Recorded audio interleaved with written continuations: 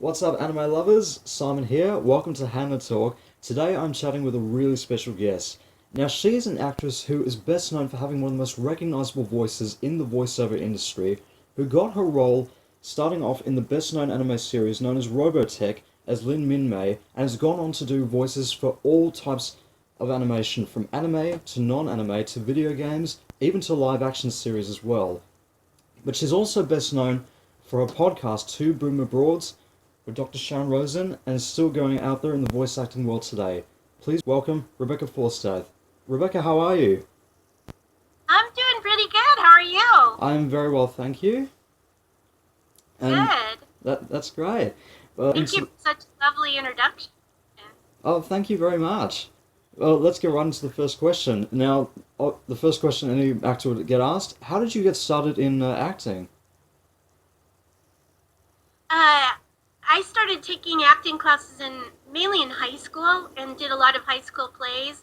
And then when I got into college, I took theater there. I was a theater major. And then I worked at Knott's Berry Farm for 3 years doing melodramas. So I was the heroine in the melodrama.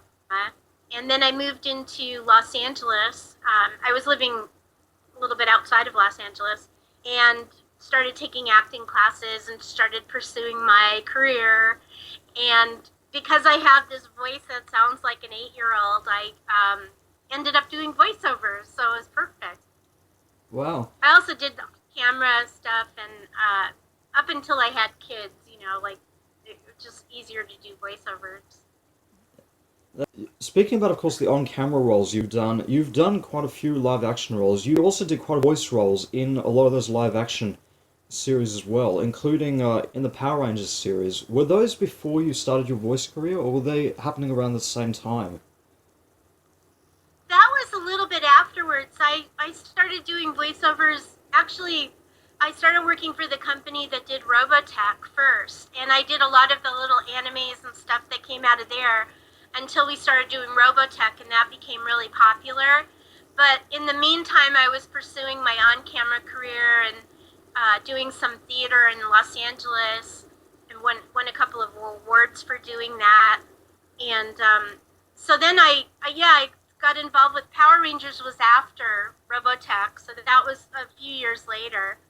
And I worked on that for about 10 years, doing background voices on that, and then I did background voices on quite a few movies, doing kid voices like kids running through hallways or replacing kids' voices that maybe, they might have filmed on location somewhere and the kid didn't have a very good, or had a really thick accent, and so I would replace their voice, because my voice sounds like a real kid. It doesn't sound so much like a cartoony kid, it's more like a real kid.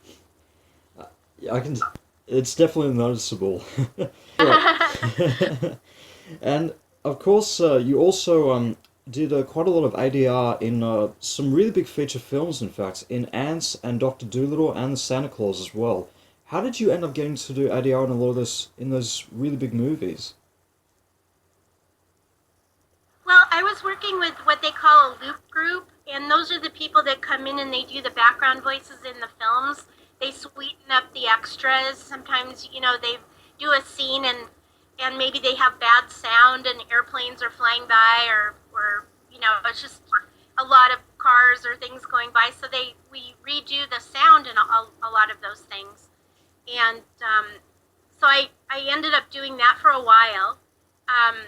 Not doing it so much anymore because the industry's changed quite a bit. But for a while there, it was really fun. I was working with some big directors like, well, I couldn't say like John Landis isn't my favorite director, but I did work with him and, other people like that, and it was pretty fun. And Ants was really nice. That was a fun feature to work on, and I played like the baby ant larva. So we play a lot of little bit parts and things in there, and occasionally they kind of give you a little special character to do. And yeah, it's really nice. It's a great way to make a living. But my voice, unfortunately, it's when people do a lot of the background voices, they have kind of like these voices that blend in with everybody else, and my voice doesn't blend in. It stands out. So So I have to do kind of more like specialty roles. Well, you got to do what you got to do. Yeah, I mean, it's my little niche, it's a good thing. It's just that, when they have somebody running through a hall, they don't want to, and they're supposed to be adults. I sound like a kid running down the hall, so even if I try really hard, it's just the way my voice is. Now I'm imitating a dog. You can hear it talking in the background. That's what I have two dogs, and they're notorious for, when I'm on doing a podcast or something. Sorry. That's all right. Makes it more interesting. Well, actually, I named one of my dogs after one of my characters in Robotech. I played Minmei, Lin Minmei in Robotech, and my dog is named Minmei. That's awesome.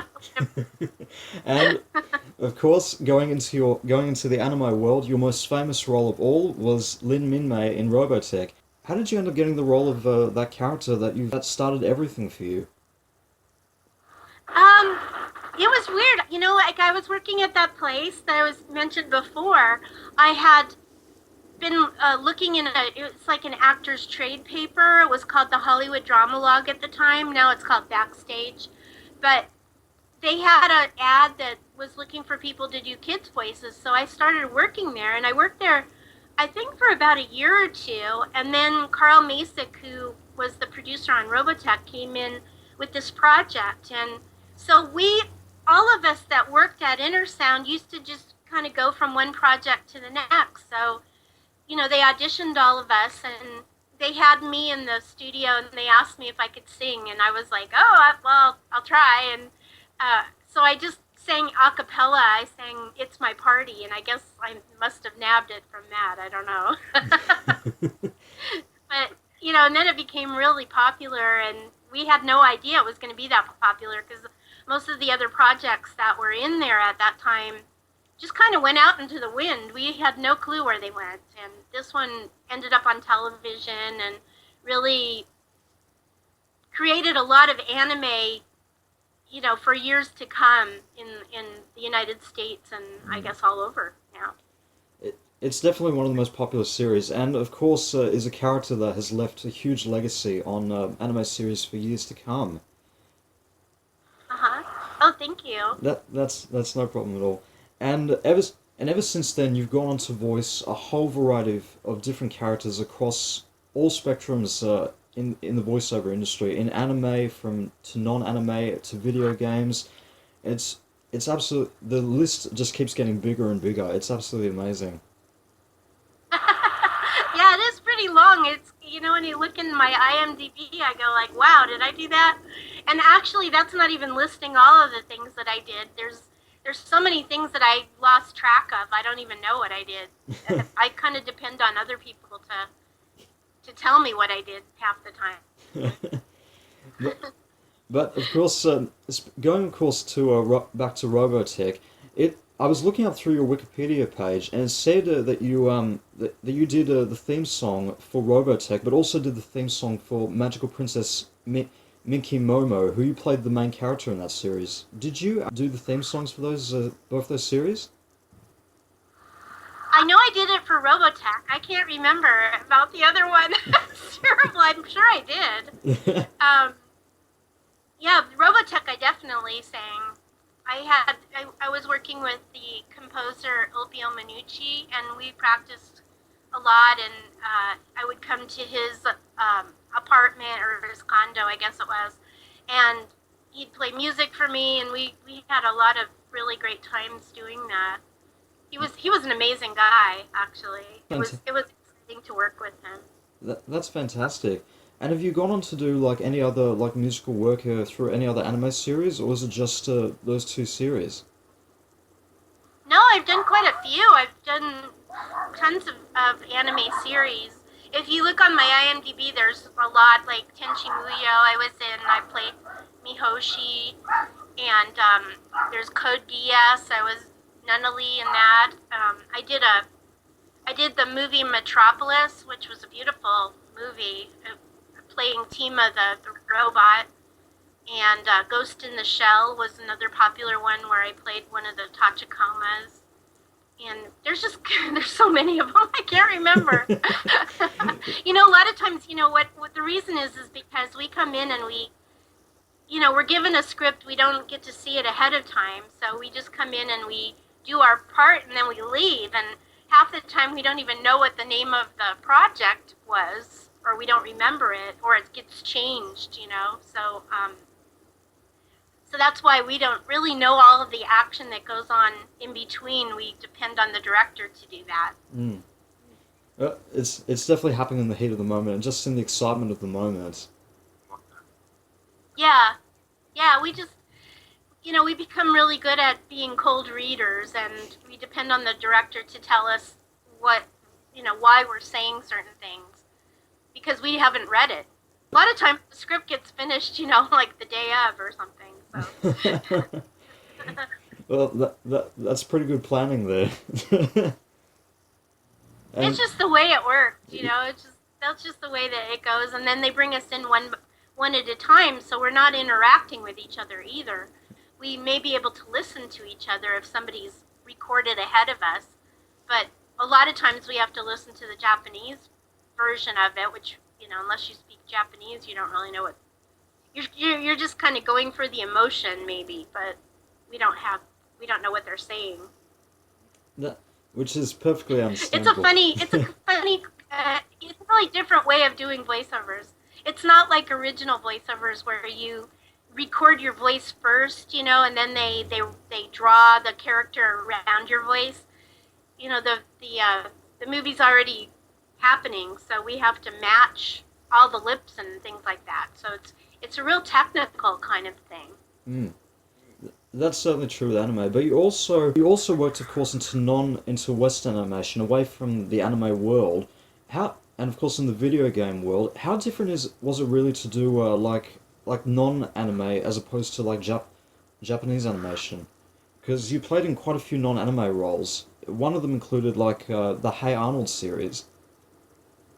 Yeah, I played a guest part on that, and that was so much fun because I got to play with Dan Castellaneta, who is Homer Simpson in The Simpsons, and there was a bunch of other great actors, and that was where everybody was in the same room, so everybody was reacting off of each other, which is a lot more fun, really. And you can be a lot more free and improvise and things like that, whereas in anime, you're pretty much stuck to the mouth movement, so you have to make the most of it. And it's a real technique that not everybody can do. In fact, a lot of regular animation voice actors really aren't that great at doing anime because it's a special skill that you have to have, and you have to have a certain kind of musicality to be able to kind of sync it. You're like a master syncer. Pretty good way to put it. Yeah. And sometimes we sink, no. And that's why we, well, I mean, there's been some really bad dubbing that, especially like Godzilla or, something like that. But we became really good at it. Especially when we were first starting out, because we didn't have Pro Tools at the time when I was doing Robotech. We had to be able to really hit it spot on and actually watch the time code at parts, know when to jump in. We didn't even have the 3 beeps that we have now. And so now they can take your voice and they can stretch it around. So that's why all these, big actors are doing some of these big animes, because they can they don't have to be as good at it as we used to have to be at it. We really became quite skilled at doing that. Right. And one of the roles, and of course you started, of course, in the documentary, which kind of looks into the production of voice acting, adventures in voice acting, which kind of breaks down like every detail into the voice acting. What was it like to be involved in that sort of project? Oh, that was the Bang Zoom production? Yes. Oh, yeah. That was a lot of fun because, everybody... Well, actually, we all did that individually. When we would come into the studio, they go, oh, can you come in and record this part, of that documentary. But, it was kind of fun to have everybody there in one place and hearing all of their, how they feel about it, and, all about their careers and everything. And I think it was a great project to work on. I think they ended up doing more than one, right? I'm not sure. I think they end up doing more than one, and it's definitely Yeah. it's definitely a fantastic documentary, which kind of looks into like what voice acting is really all about. Because some people don't really understand like how big of an industry it actually is, but also at the same time how difficult it is to break into, and how many processes there are to go from production right down Yeah, to the. the industry's changed quite a bit too. I mean, since we first started, now there's a lot of online sites, that you can audition online. So you could audition from anywhere. You don't have to be in Los Angeles or New York or Vancouver. You could be in the middle of Kansas or something, or on an island, But the thing is that they have this. It's a pay to play thing where you pay a subscription, which really kind of goes against everything we were ever taught, because we were always taught that when you audition for something, you're not paying to audition. You pay your agent or whoever after you've done your role. You don't have to pay to get auditioned. So it brings in a lot of people, a lot of competition, and if your voice isn't really incredible, or your demo reel isn't really incredible, then you get lost in the shuffle. So, and you end up paying a lot of money to do that. So I'm sort of against that, but but then you can also everybody has to have a home studio now too, because a lot of times people will turn things into producers, in their home studio. So you have to know if it's going to sound good. And we were never taught that. We always had engineers that would set up our mics and set all the levels and all that stuff. So all of a sudden we had to, start learning things. And I know for me personally, I'm not, that good at that, but I try really hard. But, that's like taking away somebody else's job. Almost. But it's just the way it is, everything's electronic, digital, and all that. So. Yeah, but I definitely think that's really important to have, especially from it's as you said, of course, with like anyone. You don't have to be in like a really big part of the States, or be in the States full stop to achieve like voice acting career. Like some people can do like voiceover stuff from like halfway across the world or something, especially because thanks to the internet and everything. Well, the thing is, I have a podcast, and I've met so many people that are doing podcasts now, and most of them aren't voice actors or anything like that, but it just shows that anybody that wants to have a show, they don't really have to wait to get hired. You can just put on your own show and put it online on a website, and you can create your own celebrity doing that, and you can make money doing that, and it's kind of a really cool thing to be able to do. That's definitely true, and anybody can easily do it, as you said. Anyone can just upload something or upload like a sound file onto the YouTube channel, the SoundCloud, anywhere they want, and people can just catch it online just like that, and it will get them noticed. Yeah. Speaking about, of course, podcasts, you're also involved in a podcast yourself, Two Boomer Broads, with Dr. Sharon Rosen. How did the how did the podcast come about? How did the project start? Well, I became really involved with blogging. That's something that I do also. I really like it. I have a website called babyboomster.com, and I learned how to set up all this stuff, and I actually help people set up blogs and things too. And so I wanted to do a podcast because obviously it went it went with my voice acting career, and my partner, Dr. Sharon Rosen, had done radio. She did the weather on a radio station in Los Angeles, so she's got the really nice, smooth voice and everything, and I've got the quirky voice. So we just started doing them, and we're on iTunes and Stitcher and all kinds of different podcast outlets. and that's pretty much what we did. We just started it about, I would say I think it was about a year and a half ago. We have about 57 episodes right now, the Oh. half-hour episodes, and I do all the editing and everything, and it's just fun.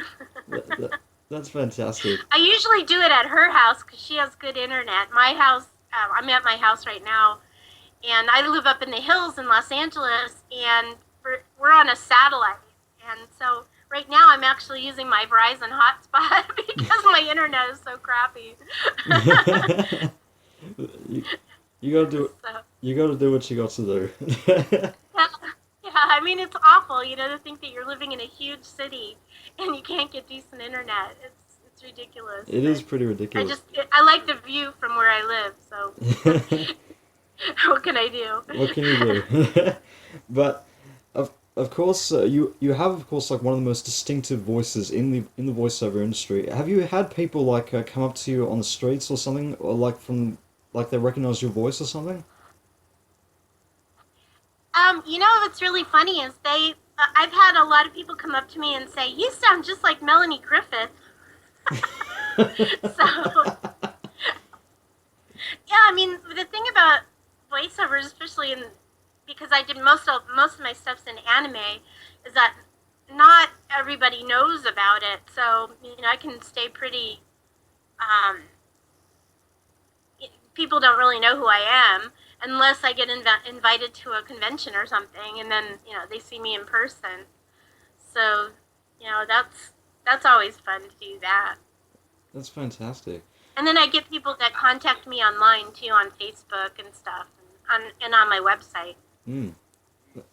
That's awesome. And across your entire range, like you have this huge catalog of like all these different shows that you've worked on, from anime to video games. But what has been the one role that's always resonated with you the most, and you felt like you could relate to? It's really funny, but I actually relate the most to Minmei. I guess because she's kind of a lighthearted, just kind of a fun person. I know a lot of people don't like her. There's always those haters that they either like you or they hate you. Mm. They think I'm a little bit like goofy and silly and stuff, but I'm kind of like that. So,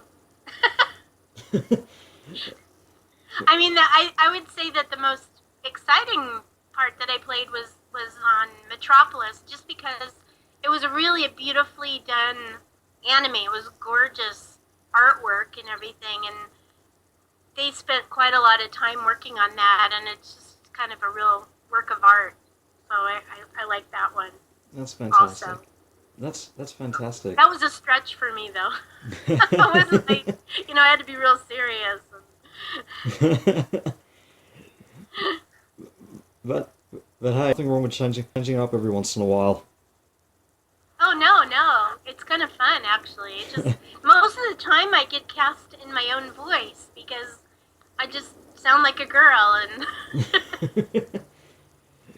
that's just usually what they want. That that's usually true, and there are a lot of voice actors out there who just usually naturally use this just their own natural voice sometimes. Yeah, when you're marketing yourself as a voice actor, a lot of people think, "Oh, I can do all these different voices and stuff." But the thing is that if you're doing a granny voice, and there's some grannies out there that are obviously better, they're gonna get the part. So you have to stick with what you do the best, Mm, because that's what you get hired for. that's true. And down to the final question, what advice would you give to anyone who wants to make it in the industry? Well, I get asked that a lot because it seems like everybody wants to be a voice actor, but the thing that they forget is that you have to be an actor. And so you have to study acting, really, because it's not just using your voice, it's like you have to relate to other people. And so, especially if you want to do original animation, you would want to take something like improvisation, or do theater and stuff, and for this too, I mean, it's a craft, and you have to take it seriously if you really want to get a lot of work out of it. I mean, some people are kind of naturally good at it, but I would say that most people have to study for it. And there's all kinds of workshops and things you could take to learn how to be a, specific types of voice acting, and then to get your demo reel and all that. My demo reel is kind of old. I haven't updated it in a while, but I usually get hired anymore by people that I know, so I haven't really dealt with that too much. That's all right anyway. Rebecca, Yeah. Rebecca Forstadt, thank you so much for this. It's been an absolute honor to talk to you. Oh, well, thank you too. It was really fun, especially to talk to you all the way out in Australia. That's all right, and hope to see you in Australia someday as well. Yeah, I hope it all sounds good. All right, Oh, there goes my dog. She's saying goodbye too. Thank you. Sorry about that, really. No, that's all right. Thank you so much. Well, guys. All right, thank you, Simon. That's all right. Thank you. Well, guys, if you'd like to find out more about Rebecca Forstadt, you can check out her official website, and you can catch her on her podcast, Two Boomer Broads, as well, with links down below in the description. And don't forget to subscribe down below to my YouTube channel, and also check out my music channel as well, and follow me on Facebook and Twitter. Thank you guys so much. This is Simon, signing off. Bye.